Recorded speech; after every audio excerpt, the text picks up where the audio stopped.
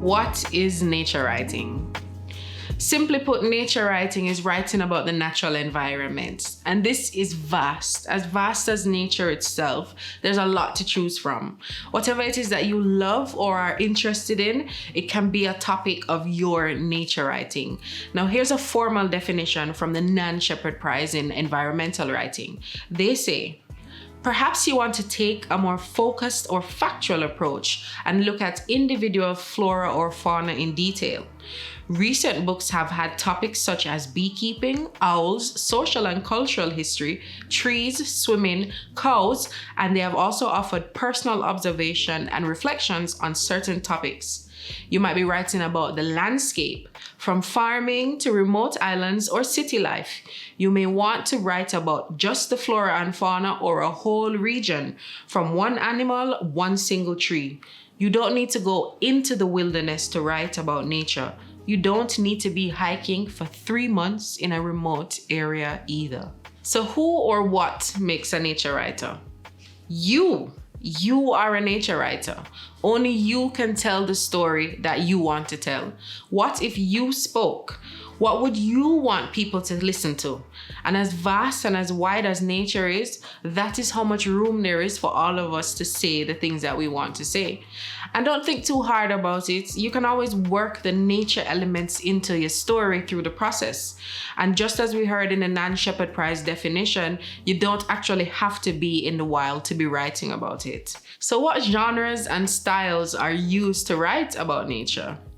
Again, nature writing is simply just writing about the natural world, and it's mostly popularly seen through creative nonfiction, though as we'll see later, some would argue otherwise, that fiction could also be considered as nature writing. But you'll mainly see nature writing appear as prose, poetry, in essays, in guidebooks and field studies, and also very popular now are memoirs or personal reflections. And I like the idea of Catherine Ayalto in the introduction to the 2020 book, Writing Wild: Women, Poets, Ramblers, and Mavericks Who Shape How We See the Natural World.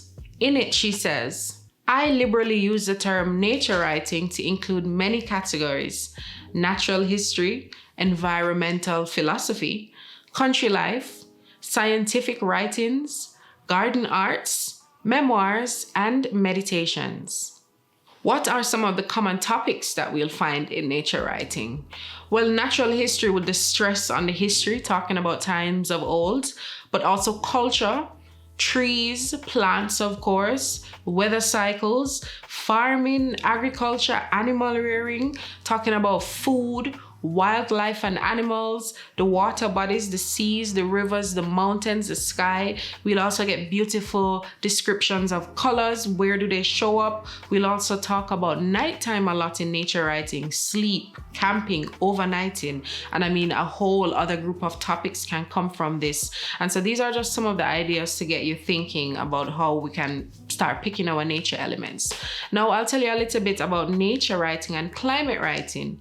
Climate writing is geared towards climate action and climate justice against the ecological crisis that we're living in. Nature writing now, as we heard, is often centered around the I, while writing about the climate is naturally kind of speaks more collectively. It speaks about a collective future, at least, that we need to ensure for individuals. Now, I personally believe that nature writers now need to see themselves as climate writers, again, because climate writing is just nature writing with action, with justice embedded in it. But I mean, that's for a whole different masterclass. That's just to let you know what they are. So let's jump in right away for a reading and writing exercise. Now we're going to create our fruit bowl.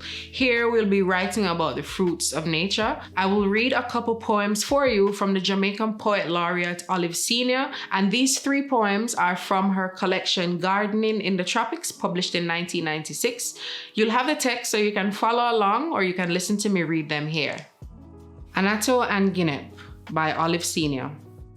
No one today regards Anato and Guinep as anything special.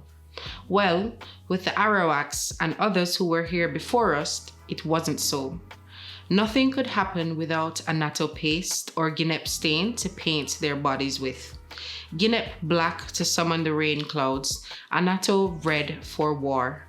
They also used both for things in between, like medicine and curing or birth or death. Patterns in red or black were to them like dressing up for occasions. They wore these colors on their bodies as we wear clothes, to protect themselves, to signify or engage in play, as markers on the road of life or as flags signaling in the most straightforward way. Look at me. I'm beautiful. So give thought to forgotten Anato, to humble Ginep, and the memory of the old people who were the first to wear them anyway. How do you think moon got stained black like that? What do you think sun used to redden its face? So does anyone know what Anato or Ginep is? Hands up if you know what Anato or Ginep is. Well, they're actually two fruits known for use in the Caribbean. But we get it from this poem actually. Olive Senior says the first line, no one remembers Anato and Ginep. So again, we're talking about food, but there's this sense of loss. There's this sense of uncertainty because as she says, no one cares about it anymore. And imagine it used to be the thing that the moon got its color from here and the sun got its color, but we don't remember them anymore. So this poem has a lot of elements of memory and nostalgia and talking about things of old and represented through food. So here, Olive Senior speaks about the cultural history of the Caribbean. She mentions the Arawak people, which we also hear in her later poems. The Arawak people were the indigenous people of Jamaica. And she mentions in their time, Anato and Ginep were two very important things, whereas today in our world, we don't recognize them as very important. Now, I can tell you as someone who grew up in Jamaica, Ginep is still very popular at a certain time of year, but Anato actually just does not exist in Jamaica as I've seen it. I grew up my whole life there and have not seen any Anato there. So again, the poem, we're talking about fruit and food, but there's this element of loss. There's this element of things that have passed and what we don't have, and we're missing something.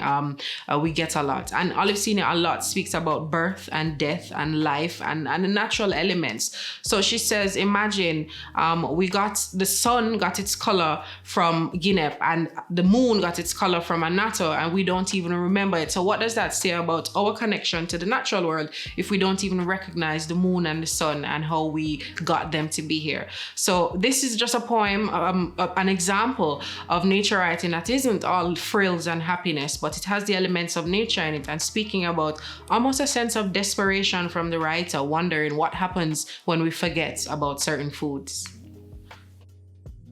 Pawpaw by Olive Senior.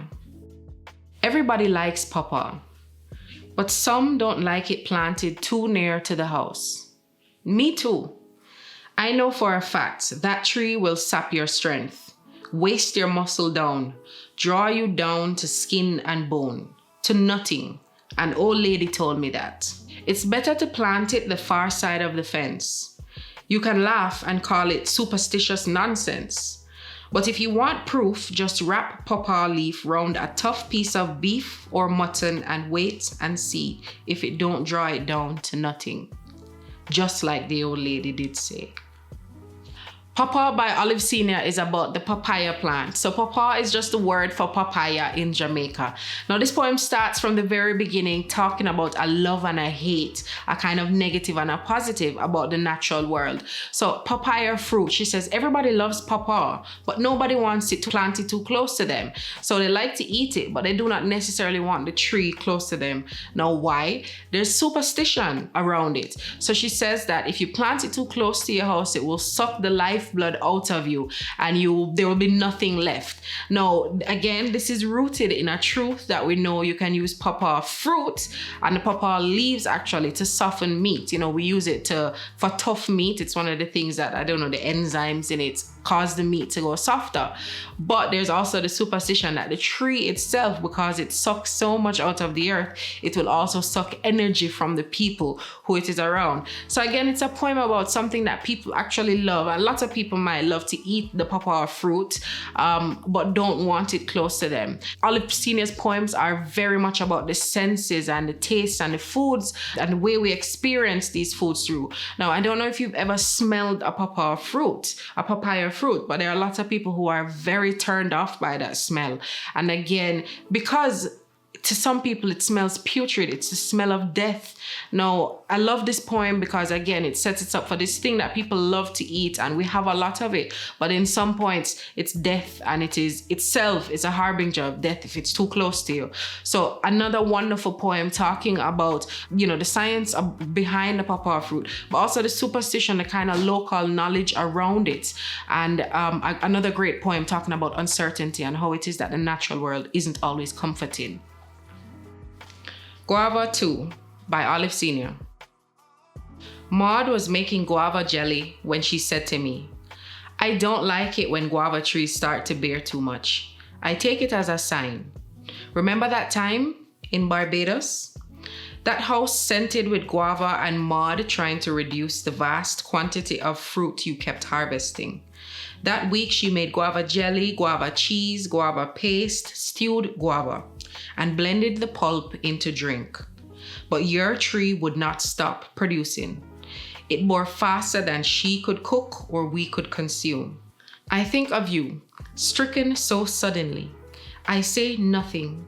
To her it would seem extreme if I said that the Taino Zemi of the dead is called Maketari Guayaba, Lord of the Guava, and that it is he who instructs the tree when to speed up production so that the incoming soul will have enough of the fragrance of the guava to feed on." Guava 2 by Olive Sr. is a great poem to think about alongside Pawpaw, because again, it's a poem about the senses and full, too much. This guava tree bears too much. She says no matter what we do, we could never get it. We couldn't eat it as much as it was bearing. We made guava cheese, we made guava jelly, we made drink from it, but there was nothing we could do to have full use of it. So again, it's a poem about regeneration, about birth, but also about things that are unwanted and uncertain. And guava is another one of these fruits that if you smell it, too much guava, it's putrid. In fact, scientifically, some people think guava smells like death. This is what it has been said to smell like when there's too much guava around. And I find even myself, guava being one of my favorite fruits, but I find if I have more than 3 ripe guavas in the house, there's something that happens with my olfactory system that I can't stand it. I actually have to put them in the fridge or take them out of the house because there's just too much of it. So again, it's this thing that we want it and it's here and we like it at some point, but there's some uncertainty around it. There's something about it that just makes it feel a bit, I don't need too much of you. We don't need that much. And again, in this poem, Olive Sr., she goes back in time. She goes back to the memory and the nostalgia. So she mentions the Taino Zemi. Again, the Taino were the original people of Jamaica and the Zemis were their gods. So she says the Taino Zemi of the god was actually the Lord of the Guava. So what is it then for food that we eat and something that we see as healthy, as nourishing to us? What does it mean that in a time of old, in a different culture, it represents the death, it represents traveling from one realm to the other? How is it then that we can see it as something fruity and wonderful? And we have the idea of fruits as these very fun things. If we think about children's toys and to be honest, girls' toys, we think of fruits as these very bright, lively, wonderful things. But what does it mean when the fruit represents death, represents uncertainty, things that are unwanted, and actually things that can even make us feel very sick? So now it's your time to speak. It's your time to write. Focus on just 1 or maybe 2 fruits because we want to get really familiar, maybe even over familiar. We want to get comfortable or uncomfortable, cozy, personal, maybe too personal, too invasive, just like we saw with Olive Sr. What about a fruit or a food can make you feel uncomfortable? Is it the smell? Is it the taste? Is it a physical quality of how it looks? What qualities of the lost or forgotten can you attach to the story? Now, the fruit itself doesn't have to be the thing that's unsettling. However, we want to put the fruit in the place, in the setting that it happens in. So as we saw in Pawpaw, the fruit was there, but it told a longer story. Now, it doesn't have to be the fruit itself that is a thing that's unsettling. However, we want to present it into the setting. We want it to be there when we're talking about what is uncertain. So now it's your time to write.